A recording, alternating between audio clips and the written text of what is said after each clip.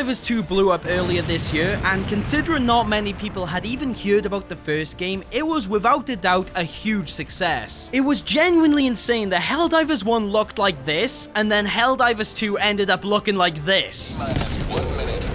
It quickly reached the top 10 of Steam after its release, and for a very long period of time, it remained there, making a lot of people, including myself, think that Helldivers 2 had the potential to become a game with extreme longevity when compared to other fad games. I honestly figured this would potentially be my game of the year. That's how much I loved it, and still do to an extent. But this success in the very early days of the game's launch is a far cry from the state that Helldivers 2 is currently in right now, as recent reports have indicated that the game has apparently lost over 90% of its original player base, at least when it comes to the PC version of the game, effectively making many people see the game as officially dead or at the very least dying. Now, it may not be very fair to call the game dead just yet, as it still does average around 20 to 40k players, which is still quite sizable, but when considering the sheer size of a 90% player drop-off, it really is hard to argue with people calling the game dead. It is very confusing as to why the game is effectively dying though. It hasn't changed too much, and the quality very much remains the same. I don't have many bad things to say about the game. It's still one of the best releases of this year. Sure, it's very common that games become more of a trend than anything else. We've seen this with Palworld as well, and while it has also had a huge decline, it still retains impressive numbers despite it being a far worse game than Helldivers 2. The question remains, where did Helldivers 2 go so wrong that's made the game that was universally loved lose nearly a majority of its PC player base? There are a few factors in my opinion, and there's no direct answer, but there is a specific date in my mind that you could call the catalyst that kicked off the snowball effect that led to these staggering loss in numbers. Around a month or two ago, or more specifically on May the 6th this very same year, a decision was made, presumably by the higher-ups at Sony, that would go on to leave an everlasting impact on the state and reputation of Helldivers 2 forever. On this day, Sony revealed suddenly and with no pre-warning that going forward, in order to play the game, players would now be essentially forced into linking their PSN accounts to Helldivers 2, or else they wouldn't be able to play the game they paid for. To drop a change like this post-release is extremely disingenuous, and for many fans, it was greatly upsetting. Why Sony felt this move was necessary is beyond me, more than likely involving some way for them to profit from more PSN accounts being created, but nevertheless, they were ready to push this update onto the players, and in response to this, the community was furious to say the least. Very quickly, fans rose up and began review bombing Helldivers 2 in protest, bringing the game's score dramatically down, bringing the review on Steam from very positive all the way down to very negative. As well as this, they began to spread word of the protests across Twitter in a bid to get the attention of Sony and Arrowhead Studios, in hopes of them reverting this decision. This whole situation really goes to show just how badly one rather small but damning change can completely turn a community against a game. This one decision effectively killed the game for a time. Sure, some were being a bit dramatic about this, simply just finding it annoying for them to set up a PSN account. But for others, there was genuine reason to be upset about this change. For one, PSN is famous for being a rather unsafe network, considering the fact it's been hacked on more than one occasion. This is fair enough, as people would rather not have their data stolen. They'd rather stick to trustworthy apps instead, like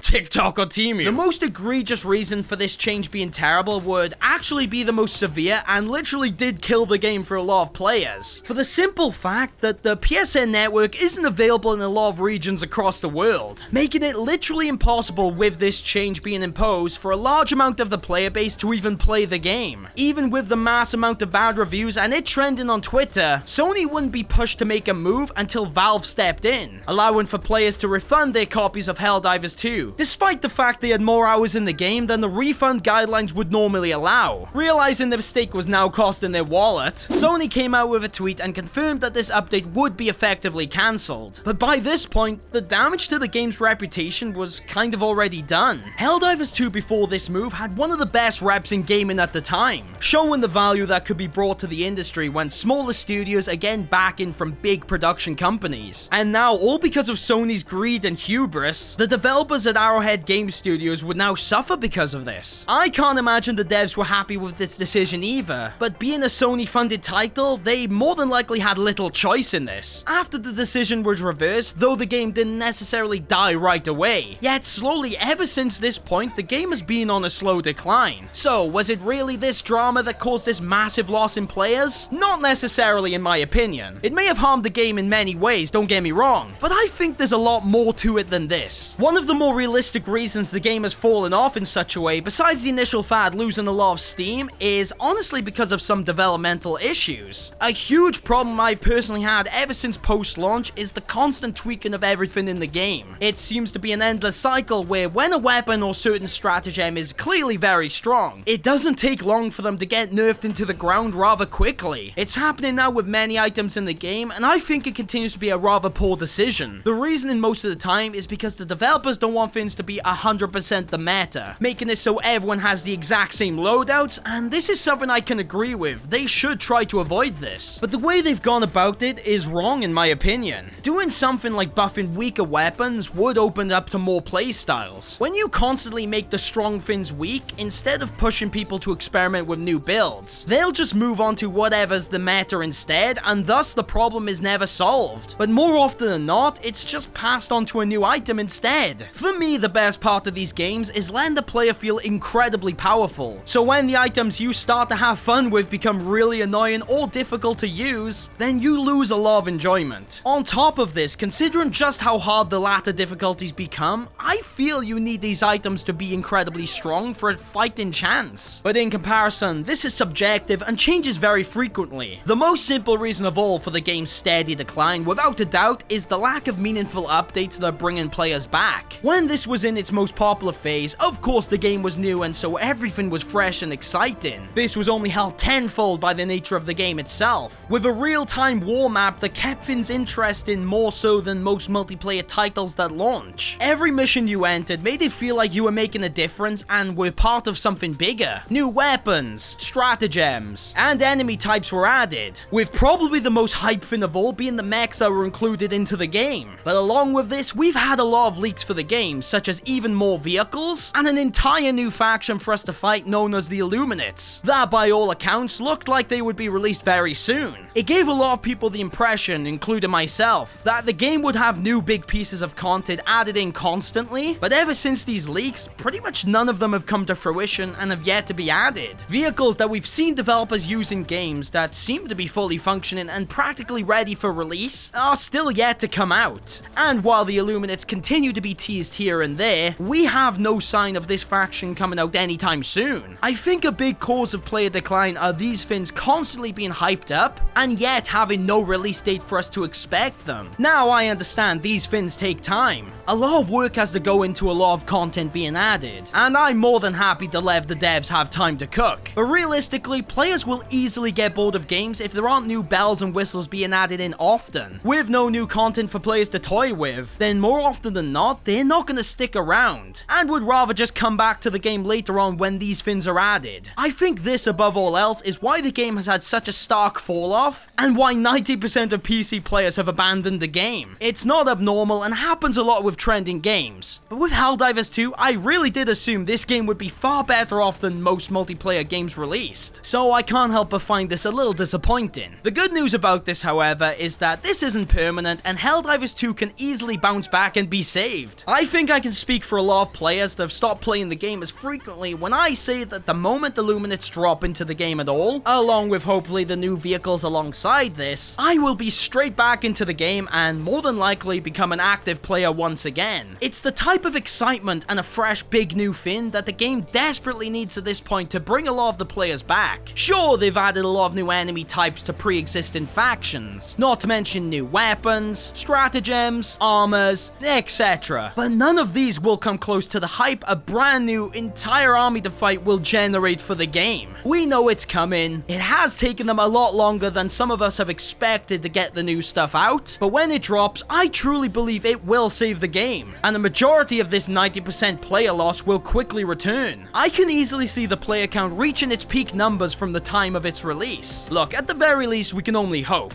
I've always rooted for Helldivers 2 as it's an amazing game, with a passionate and yet small development development team. And I wouldn't let the whole PSN drama ruin all the work they put into this, as that can be chalked down to Sony exclusively. It's not fair to pin the blame on the devs for this, as I imagine they thought it was stupid too, and knew the player base would hate this. Either way, Helldivers 2 may be dead for now, but I believe it will hopefully soon make a huge comeback. I'll be waiting anyways, ready to fight for Super Earth once again.